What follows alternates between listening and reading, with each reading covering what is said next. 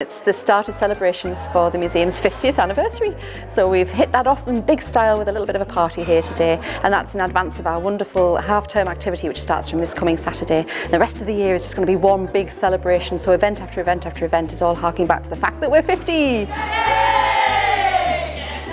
The word celebration obviously is the word which we have taken by force. So across the museum people will be able to see how people celebrated birthdays and other festivities and celebrations across the year. So when you're visiting Pockley, it'll be a little bit different from when you're visiting the Pit Village, from when you're visiting the Forties Farm. So in each area we've looked back to see what would be appropriate for celebration times. The Welfare Hall today is spot on for celebrations because they really did it in style. Bunting, food, blancmange, pineapple upside down cake, what's not to like?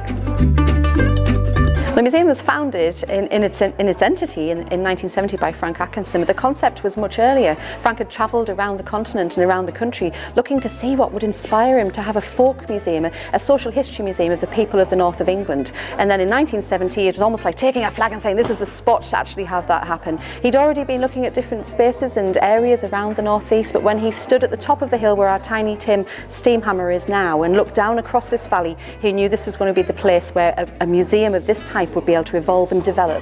It had great opportunities, it was big, so we can continue to grow and develop for 50 years, another 50 years. So 1970 is the year really that Frank said this is where this is going to start from. So successful because when you arrive at Beamish, you get such a friendly welcome.